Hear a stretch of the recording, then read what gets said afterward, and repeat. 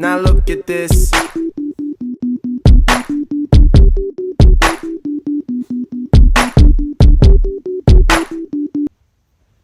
What's up, baby bio penguins? Today we're going to do topic 7.13, origin of life on Earth. So the stuff that's in the CED is the stuff that you need to know. And so there's 3 dates that I think that are very important for us to know because they're directly out of the CED. The first one, Earth was formed approximately 4.6 billion years ago. The Earth was too hostile for life until 3.9 billion years ago. And the earliest fossil evidence for life dates back to 3.5 billion years ago. So the early atmosphere on Earth, due to all the volcanic eruptions, was that there was a lot of water vapor, carbon dioxide, and other gases like methane and hydrogen and whatnot.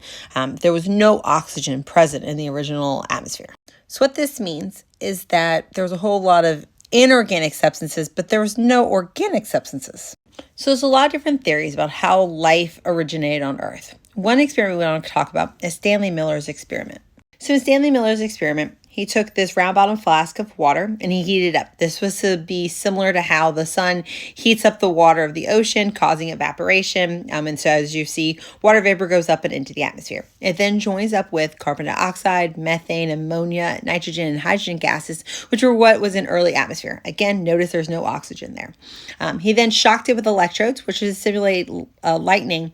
And then he ran it through a condenser. Running it through the condenser was similar to how like rain would precipitate and kind of fall down onto the oceans. He then collected a sample from that and he was able to find there were some monomers in there. So he was able to create a organic substance from inorganic substances without life or abiotically.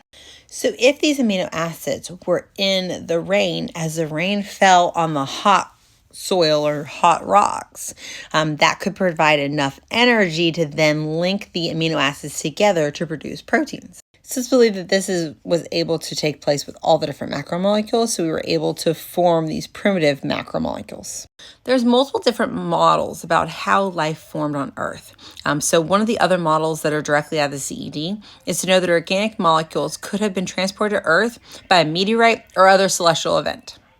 So now, what came first, DNA or RNA? Well, RNA. This is called the RNA world hypothesis. So the RNA world hypothesis states that RNA is the only biological molecule that's able to be a catalyst, ribozymes, and store genetic information. This is supported by the fact that RNA is able to transmit, store, and duplicate genetic information as the DNA does. AP Bio Penguins are just success. Bye, y'all.